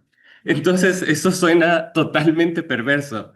Y es uno de los temas que nosotros empezamos a pensar cómo podemos identificar qué está pasando dentro del sistema de justicia, qué podemos cambiar para que esto, en efecto, no llegue a suceder. Y ahí surgió estos dos conceptos que lo mencionaba al inicio de esta ponencia, que es la impunidad financiera y la impunidad real. Es decir, eh, el tener una sentencia condenatoria en el contexto en el que vamos a hablar no significa que la justicia ha sido servida. Es así que nos planteamos hacer un análisis de sentencias. Básicamente, el poder recabar todos los datos de todas las sentencias relacionadas a corrupción. En el caso panameño, los delitos de corrupción son conocidos como los delitos contra la administración pública. Y a través de eso empezamos a hacer un levantamiento de todos estos datos, tanto las condenatorias como las absolutorias, como los acuerdos de pena, que básicamente son negociaciones a través del cual una persona puede o no declararse culpable. Empezamos a identificar patrones. Y adicionalmente a eso buscábamos ver qué errores sistémicos podríamos nosotros corregir. Es así que entre el periodo 2018-2024 logramos identificar que han habido 453 personas que fueron procesadas. De estas 453 personas procesadas, el 32%, el 67% de estas personas fueron condenadas. Es decir, el 33% de las personas fueron absueltas, lo cual es una tasa normal dentro del sistema de justicia. 7 de cada 10 casos en promedio llegaron a sentencia condenatoria. Esto suena bastante bien porque dices el sistema de justicia está resolviendo por lo menos más de la mitad de los casos y está condenando en estos escenarios. ¿Cómo se resolvieron estos casos? El 32% de estos casos se resolvieron a través de un acuerdo negociado, que básicamente es que una persona se declaró culpable y el fiscal lo que hace es proponer una pena mucho menor a la que establecería a través de un juicio largo. Y el 68% de las personas fueron sentenciadas a través de un juicio largo. Cuando hablamos de las personas condenadas, estamos hablando de cerca de 304 personas. Es decir, 304 personas en un periodo de 5 años suena bastante productivo dentro del sistema de justicia y 149 personas fueron absueltas detrás de eso. Y cuando empezamos a excavar más respecto de los datos, empezamos a darnos cuenta y decíamos, muy bien, ¿cuáles son las penas que estas personas recibieron detrás de estos escenarios? Ahí nosotros pudimos darnos cuenta que las penas que recibieron estas personas, cerca de 9 de cada 10 personas que fueron sentenciadas, recibieron una pena entre 0 a 6 años. Y apenas 35 personas, es decir, 1 de cada 10 del 11%, recibió una pena por encima de los 6 años. ¿Y qué resulta perverso detrás de esto? El sistema de justicia, o bueno, la regulación panameña lo que hace es que establece que toda persona que es sancionada con menos de 6 años de privación de libertad tiene derecho a acceder a un servicio o a una alternativa a la prisión. Esta alternativa a la prisión, en el ejemplo que les ponía al inicio de esta conversación, fue el servicio comunitario, es decir, 9 de cada 10 personas que fueron sancionadas por el sistema de justicia, es decir, que fueron condenadas, nunca terminaron en la cárcel. Esas personas recibieron una medida alternativa detrás de eso. Y ojo, no estoy diciendo que todo el mundo debe ir a la cárcel, pero sí me hace pensar que en delitos comunes, cuando estamos hablando del robo de un celular o cualquier delito de bagatela, la respuesta es la cárcel. Pero cuando hablamos del robo de millones de dólares de personas que tienen una fuerte influencia dentro del Estado y tienen todos estos nexos y estas conexiones, la alternativa para estas personas sí resulta el servicio comunitario u otras pernas alternativas a la prisión preventiva. Y claro, detrás de eso decíamos muy bien, tal vez no se fueron a la cárcel, pero el Estado les quitó todos los bienes. Y nos quedamos con lo más importante detrás de eso, porque cuando hablamos de los crímenes financieros, una de las cosas que debemos darnos cuenta es que lo que nos interesa es recuperar el dinero. Es decir, en los casos de corrupción, si alguien se llevó 20 millones de dólares, sí, me interesa que responda por lo que hizo, pero me interesa recuperar los 20 millones de dólares que se llevó. Si no logro recuperar esos 20 millones de dólares, lo que estoy haciendo es solamente solventando la mitad del problema. Y en este escenario, en cuando hablamos de materia de recuperación de activos, apenas se lograron recuperar $400,000 de estas 304 personas que fueron sentenciadas. Esto equivale como a $1,300 por persona.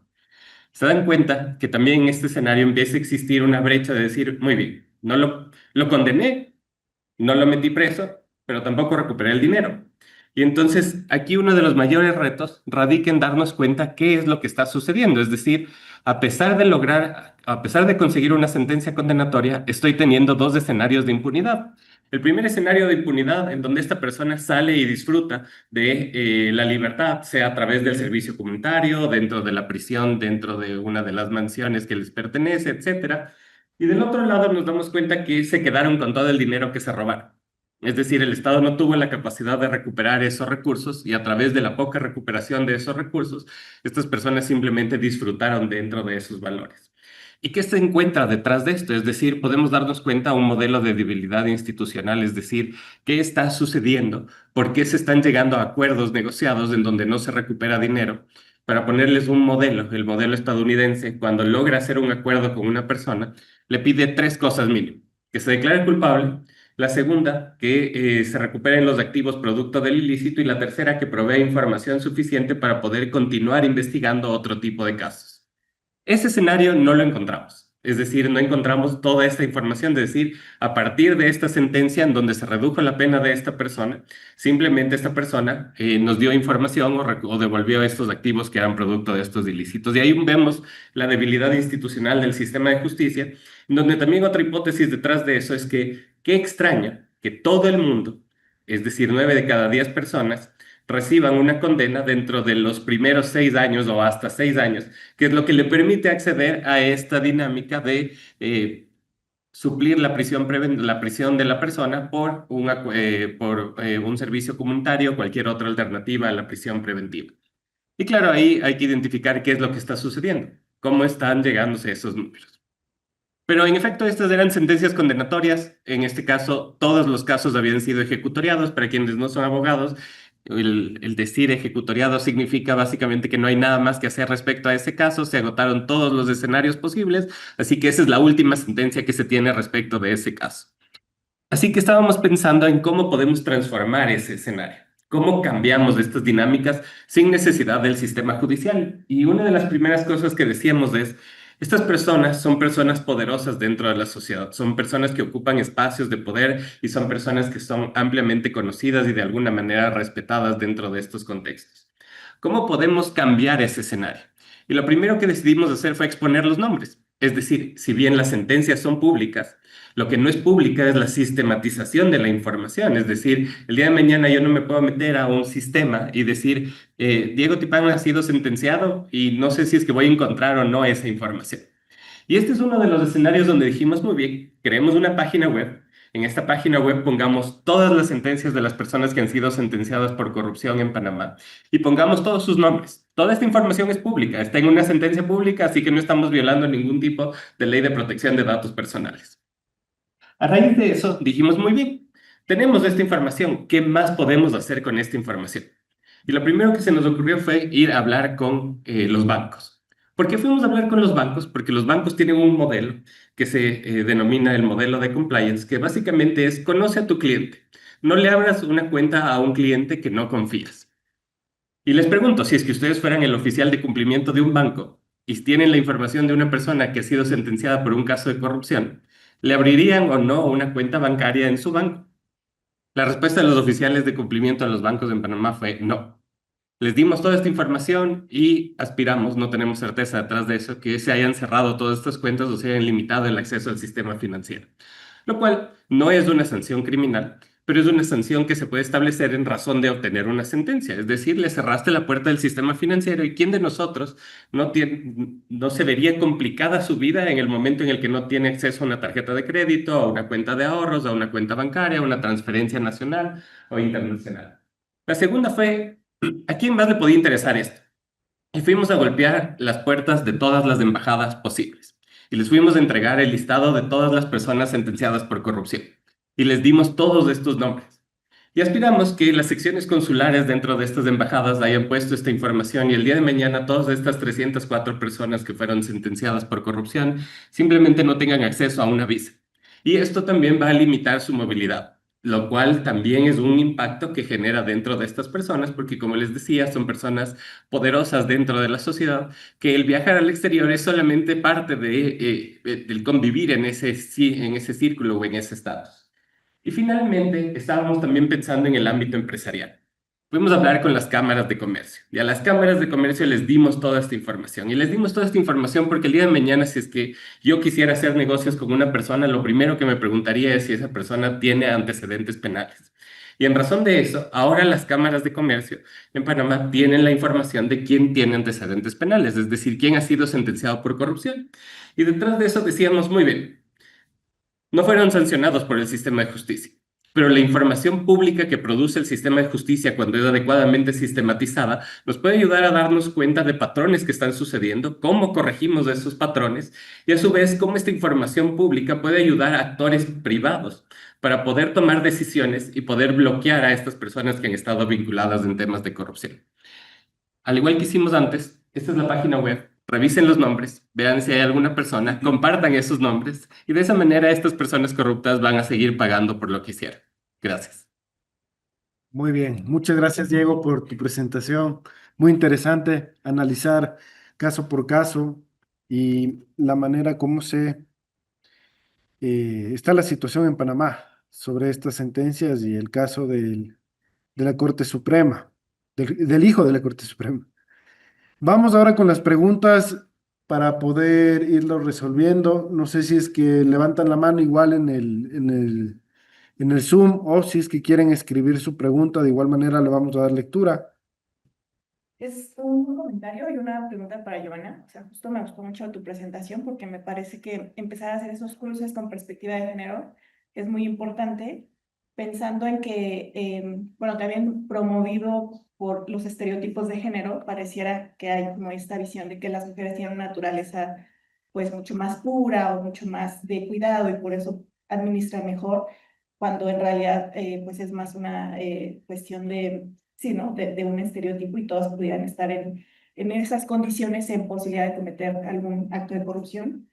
Y, por ejemplo, en México tenemos un caso que en realidad lo hemos observado, no es algo que hemos estado estudiando, ha sido más a partir de las reflexiones, en donde vemos a partir de un gran escándalo de corrupción, que es la estafa maestra, una titular, de la Secretaría de Desarrollo Mujer, fue mucho más castigada, perseguida y estuvo en prisión preventiva, a diferencia de los titulares hombres de otras dependencias de los grandes escándalos de corrupción que ellos no pisaron la cárcel, ¿no? En el caso de Odebrecht, porque ya de plano fue algo muy fuera de lo común.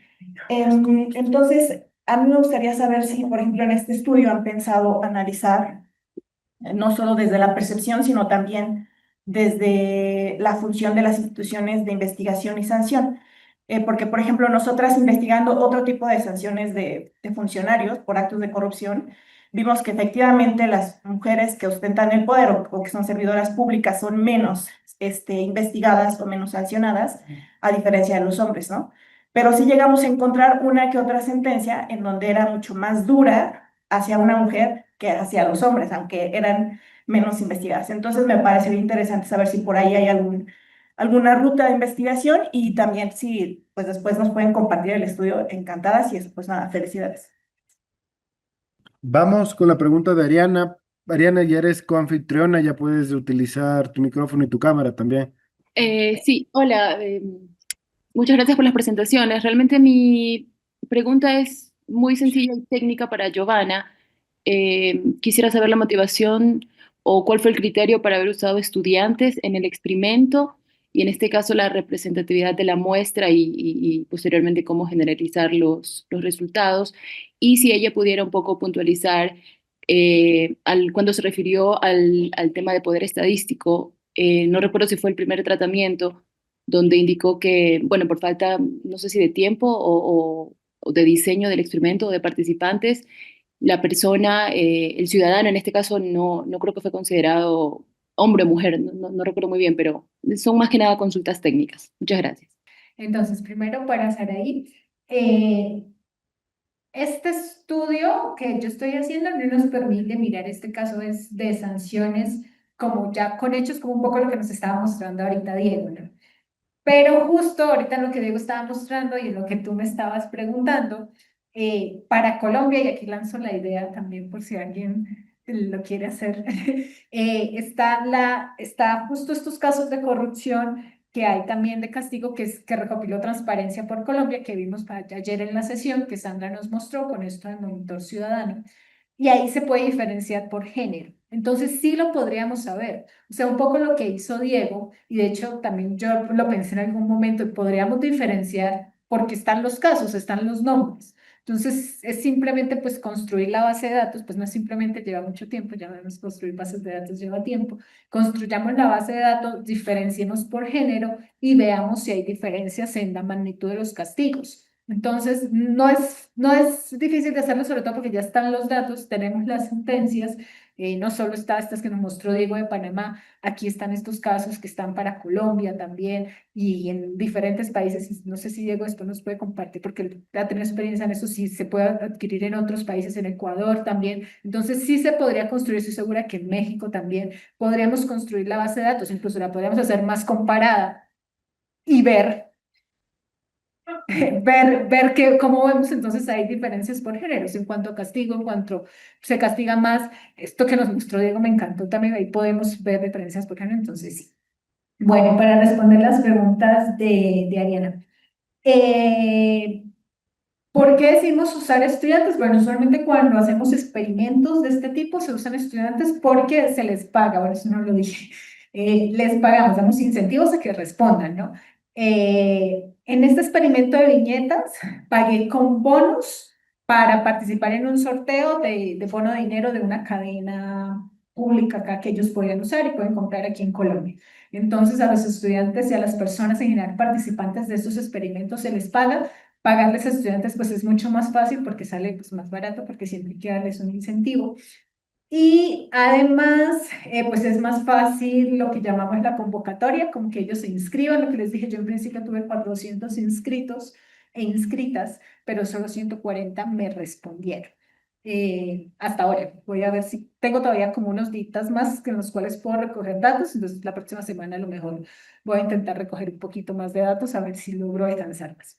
Y ahora, en métodos cuantitativos tenemos dos términos. Uno es la representatividad y el otro es el poder estadístico de las muestras. Son dos cosas no iguales, son parecidas, pero no son iguales y tienen que ver un poco con la forma de recolección de la información. Cuando yo tengo datos observacionales, que son datos que recojo de encuestas, me preocupo mucho por la representatividad. Entonces, eso voy a estas encuestas grandes, entonces yo busco de que mi muestra sea representativa de la población y hago un muestreo tratando de que eso sea representativo.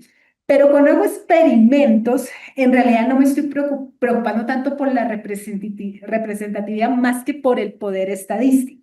¿Y qué es el poder estadístico? El poder estadístico es que la muestra que yo recoja, yo pueda capturar diferencias entre los dos tratamientos. En este caso, mis dos tratamientos eran género mujer y género hombre. Entonces yo necesito que mi muestra me capture las dos diferencias entre esos dos tratamientos. Eso es lo que tiene que ver con el poder estadístico.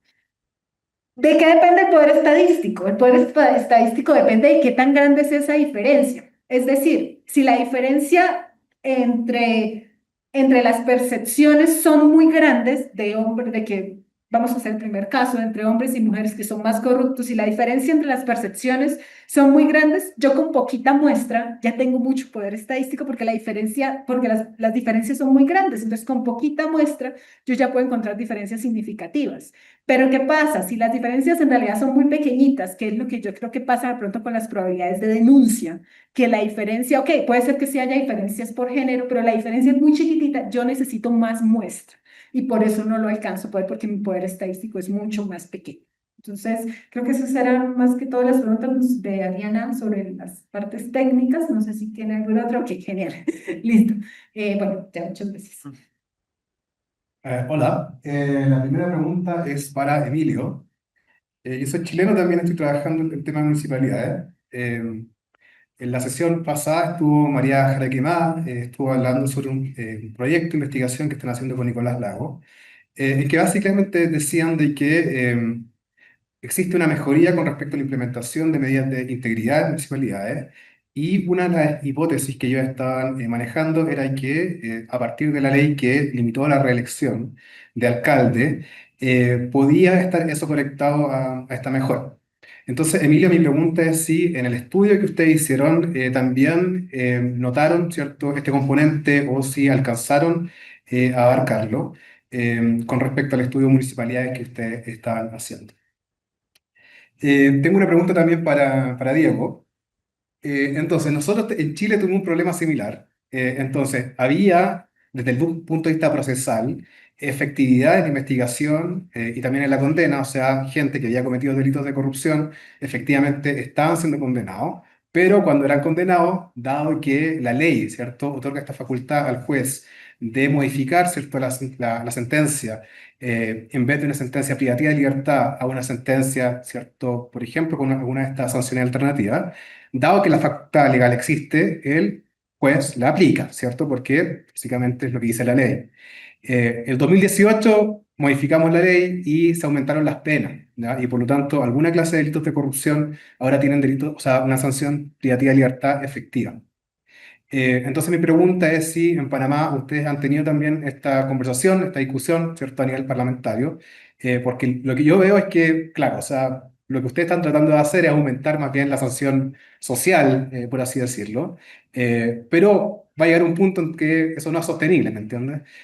Probablemente tiene que haber una solución más a nivel institucional, y también el problema que veo es que ustedes tienen a nivel del marco normativo, o sea, un nivel facultativo para el juez bastante amplio, que son 6 años. Nosotros lo teníamos en 5. Entonces, por ejemplo, para hacer que estas conductas tengan pena privativa de libertad efectiva, tendrían que tener una sanción mayor a 6 años, ¿me entiendes? Lo que es bastante alto. Así que esa es mi pregunta. Perfecto. Vamos con Emilio, que también tiene una pregunta y al mismo tiempo tiene que responder. Y Sí, después- podría ponerse mi compatriota ahí para verlo también, para la respuesta. No quedar tan... No, para no hablar agresivo. Sí, mira, a ver, yo me separo un poco conozco la investigación de Nicolás y lo que ha hecho María Jaraquemá, tanto desde el Consejo para la Transparencia, de Chile Transparente, pero yo llevo trabajando gobiernos municipales, bueno, desde que fui director de Chile Transparente hasta ahora que soy profesor acá en la Universidad Católica de Temuco en Chile, más de 10 años, en los cuales me cuesta plantear que, por ejemplo, la reelección tenga un impacto hoy día en reducir ciertos riesgos de corrupción, porque tenemos poco tiempo de implementar la ley, porque además, cuando es la típica que pasa a nivel local chileno, que tú haces la ley y echa la trampa, o se cumple la ley pero no se acata. ¿Cachai? Que en el fondo es que, bueno, también tenemos prohibición de reelección de senadores, pero ¿qué va a pasar ahora? Que muchos de esos senadores van a ir como diputados.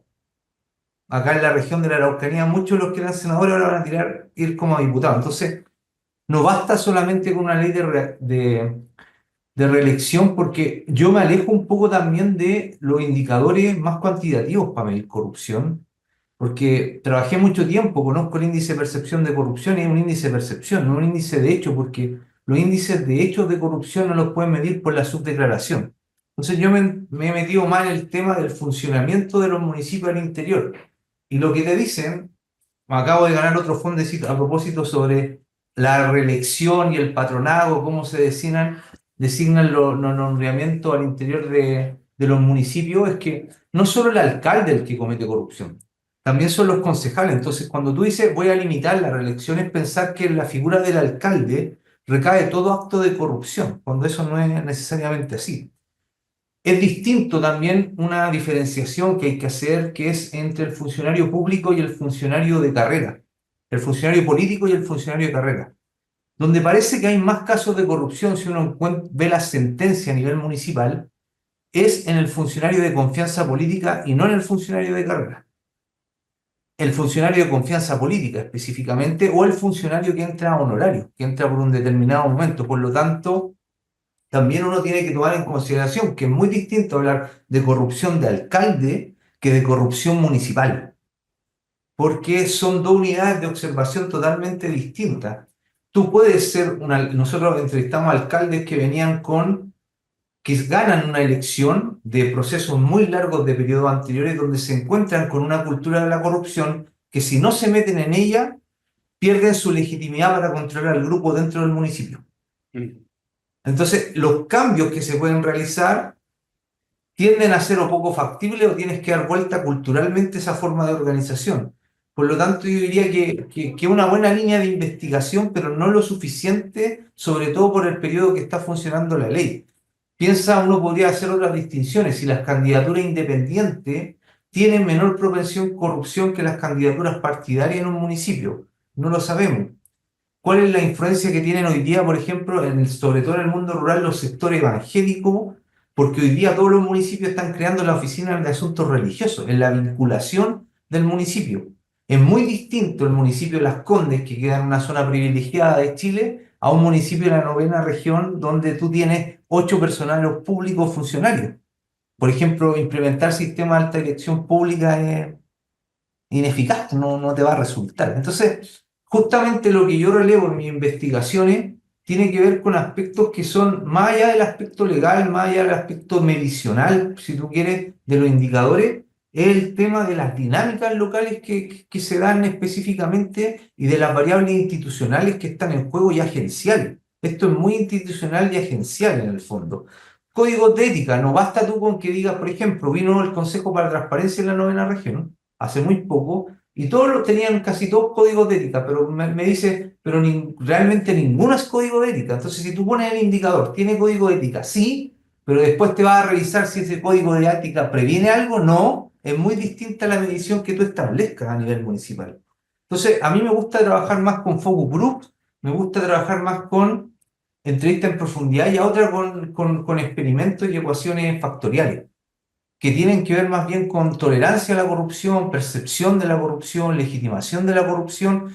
Por ejemplo, preguntamos si a nivel local un alcalde que es corrupto pero hace cosas es más válido que uno que no es corrupto y no hace cosas. Y los resultados son sorprendentes de cómo toleramos la corrupción. Entonces, me parece que yo, por lo menos, mi línea de investigación es complementaria a eso. Creo que hay que complementar los estudios, pero por lo menos mi interés está más bien en esas dinámicas que es entender el contexto en el cual tú vas a analizar justamente los procesos que uno podría llamar de corrupción propiamente tal.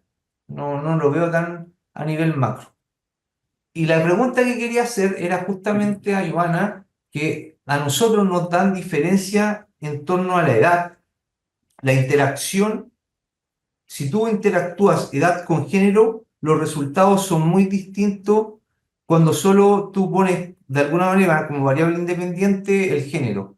Entiendo que por la variabilidad de la muestra que solo tomó estudiantes no es posible llegar a esos resultados, pero en términos de lo que nosotros tenemos, de una base de 600 personas, es que efectivamente personas con mayor edad tienen menor tolerancia a la corrupción, tienen una percepción mucho más negativa de la corrupción que personas jóvenes independientes del género, que tiene que ver con la composición quizás más exitista, que tiene que ver con las sociedades más aspiracionales como la sociedad chilena, más ligada al mérito de la obtención del logro, y que independiente de la forma, es el logro lo que sustenta la forma. Entonces quería preguntarle eso, si si estaban pensando ellos indagar en ese tipo de interacción.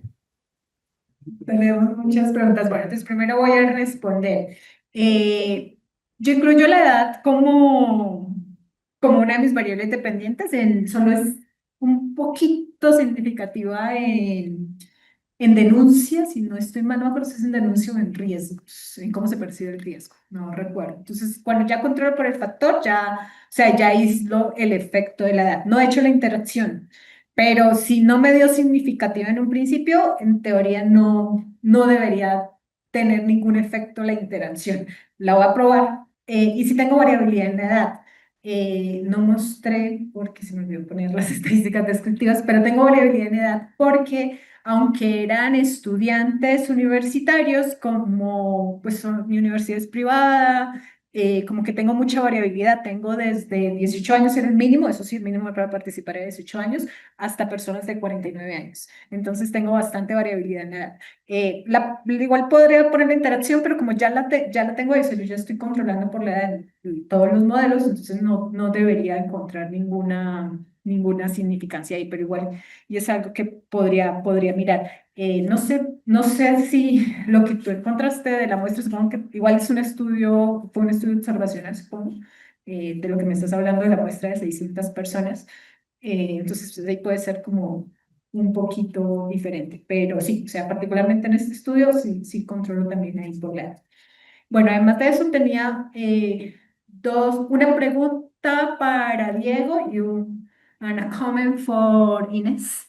So I will start with the comment for Ines. I evaluated and I read the paper that the submission that you did for the ACA. I remember your paper. I really liked it. I was looking forward to hearing you today because of that. I think that it's a very well designed research. I really like it. So I would like to know if you have finished the paper or what do you need to finish, because I would like to read the complete paper to see the categories.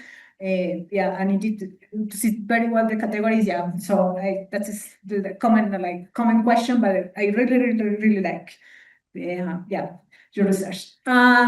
Y la pregunta para Diego es, yo no estoy de acuerdo con Nicolás tanto sobre de mover las penas y lo demás, un poco por esto del punitivismo. Yo no estoy tan de acuerdo con lo del punitivismo. A mí, de hecho, me gustó mucho la idea que tuvieron de hagamos shaming social. A mí me encanta el shaming social, me parece maravilloso, o sea, me parece que es algo que sí nos mueve y creo que, de hecho, lo que nos muestra Inés es como mucho no nos permite tanto justificar, o sea, la sociedad, y algo también hablamos anoche, es cómo afecta, ¿no? O sea, estos espacios de corrupción. Me encanta mucho lo que hicieron. Y estoy más como a favor de la prevención. En ese sentido, no sé si ustedes han hecho un poquito más de estudio académico de mirar por qué la variabilidad, por qué algunas personas sí y por qué a otras no, porque sí, como investigar esos factores que llevan a que algunas personas sí se condenen, otras no, o sea, qué factores hay ahí detrás. No sé si en algún momento como que intentaron mirar algunas variables, el género obviamente, que fue lo que pensé, y luego cuando Saraí preguntó, yo dije, no, pues el género sí tendría que verse acá y ver que a las mujeres, qué pasa, eso definitivamente. Entonces no sé si han visto algunas variables que afecten. That's all. I would like to see the Inés. It's your PhD thesis, right? Sorry? It's your PhD thesis, right? Yeah, it's one of the parts of my Yeah. PhD thesis. So I don't know how it is in where you are, but here in where I'm studying, we have the option of doing 3 articles, and it's one of the articles. And to answer your question, yes, I'm still collecting the data through focus groups, because I did 3 focus groups so far. I'm planning to do 2 or 3 more. But the fact is that even though it's only 3 focus groups so far, you can see the patterns, you can see the repetition in what people are saying. So that's why I thought it was already interesting to because I have already some conclusions, and what I'm thinking is, even if I do 2 or 3 more, which I will, if I have new data, great. If I have more repetitive data, also great. So I can adapt. But yes, that's what I'm still lacking, let's say. Okay, thank you very much. Thank you. Para contestar la pregunta sobre si debemos subir o bajar las penas, soy un fiel creyente del castigo y de que el castigo se imponga. Y creo que esta es la parte más importante, la imposición del castigo. Es decir, cualquiera sea la forma de castigo, mientras se logra imponer, lo que logra es evitar el nivel de impunidad. Entonces, por ejemplo, en estos escenarios donde recibían la posibilidad de hacer servicio comunitario, lo retorcido de este escenario era que podían hacer el servicio comunitario en el estudio jurídico del padre para hacer casos pro bono. Entonces decías, no hay ahí ningún tipo de sanción. Pero si en el servicio comunitario estas personas que cometieron actos de corrupción iban a limpiar las playas de Panamá, que en algunos lugares tienen problemas súper graves de basura, de contaminación, en ese instante esa persona estaba cumpliendo esa pena detrás de eso. Y claro, el otro escenario es lo más importante o lo que debería focalizar el escenario punitivo es quitarles del dinero. Es decir, todos estos crímenes que cometes en materia de corrupción es porque quieres el dinero. En el instante en donde se quita el dinero, le estás afectando con lo que más le interesa. Hay muchos casos en la región en donde la gente está dispuesta a ir a la cárcel, pero no a perder el dinero. Entonces, en este caso es identificar cuál es el castigo ideal detrás de eso. Y que se ejecute, porque el peor escenario es donde simplemente se genera la impunidad, es donde no pasó nada, versus que en el escenario donde pasa algo, simplemente se genera esa conciencia al respecto. La segunda pregunta sobre qué otras variables hemos identificado, por ejemplo, vimos el tema de género, el 1% de las personas sentenciadas son mujeres, y claro, decíamos, aquí hay que hacer una investigación mucho más profunda. Por ejemplo, estábamos investigando cuántos de los fiscales o juezas son mujeres y están dando sentencias. Entonces, algo que no está en este paper, pero es un segundo escenario, son las variables de decir, a ver, ¿cuáles son los fiscales que más condenas obtienen? ¿Cuáles son los fiscales que están en el medio? ¿Cuáles son los que nunca condenan? ¿Cuáles son los jueces que siempre dan una sentencia condenatoria? ¿Cuáles son los jueces que nunca lo hacen? Y variables detrás de eso. Es decir, por ejemplo, hemos identificado que tienes un juez con un abogado defensor que nunca condena, lo cual te hace pensar mal y decir, ¿qué está pasando ahí? ¿Por qué cuando combino este juez con este abogado defensor nunca se llega a una condena detrás de eso? A pesar de que la condena no se ejecute, ojo. Entonces, ese es el escenario. Claro, hay un montón de data súper rica en las sentencias, porque las sentencias te dicen los nombres de las personas, del caso, el abogado defensor, el fiscal, el dinero que se incauta, que no se incauta, te cuentan los hechos. E incluso, con un segundo análisis de esta información, también lo que estamos tratando de adquirir es crear los patrones de decisiones de los jueces. Es decir, el juez X siempre decide en estos casos de esta forma, y poder identificar cuándo se ha roto su línea de pensamiento para decir cuándo esto ha tenido o no ha tenido coherencia detrás de eso. Entonces, las sentencias son riquísimas. El reto es que hay muchísima información detrás de eso y pueden haber muchos estudios, pero claro, este era el primero en donde decíamos, esto explica las lógicas de la impunidad financiera y de la impunidad real. Nadie termina siendo sancionado efectivamente y el dinero nunca se recupera en estos delitos. Vale, gracias. Mi pregunta es para Santiago. Se desconectó, Santiago. Ah, tú lo dices. No, entonces hubo una pregunta general para todos los que han estado vinculados a ¿Ya se volvió a conectar? Sí, Santiago está. Ya volvió entonces. Ah, bueno. La pregunta para Santiago es si podrías ahondar un poco más acerca de sobre La pregunta general. para Santiago, para que tenga el tipo de comisiones independientes o más autónomas como la que sirvió probablemente para que Senegal tenga mejores mediciones actuales que Madagascar, si se podría ahondar un poco más en el tipo de medidas para generar esa autonomía o esa independencia en este tipo de instituciones. Y una pregunta más general, si tribunales especializados en temas de corrupción pueden llegar a agilizar los procesos de condena en tiempos a casos de corrupción. Esa sería una pregunta, no sé si para Diego. Thanks very much. My question is to Ines. I really liked your study design and what you've found so far. And this very important issue of, on the one hand, you have people who do not support the idea of corruption, but they end up engaging in corruption. And you found helplessness as an issue there. So I wanted to find out if, as part of your study, you have been thinking about what might shift that mindset for people so that they don't think that the situation is helpless. Thanks. Should I answer or do we? Yes, yes, Okay. please, Ines. Okay. Yes, I have been thinking a lot about that. It's something that worries me, and something that I have even added in the latest focus groups that I've conducted. I've asked participants, which was not on my first guide, but I've asked participants, what do you think is the solution for this? It's very difficult because what people tell me is we are not really an incentive-based society. We are more a punishment-based society.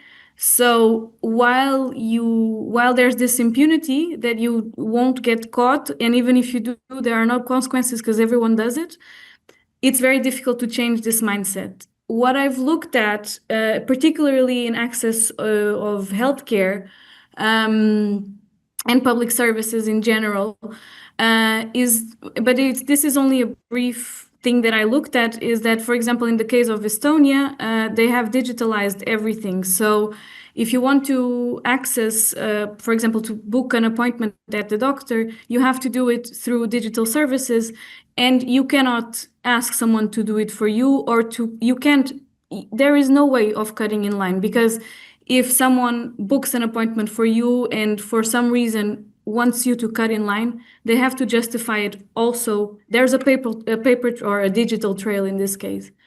But then again, I'm not sure if this is the solution, because then again, it's about punishment rather than incentives.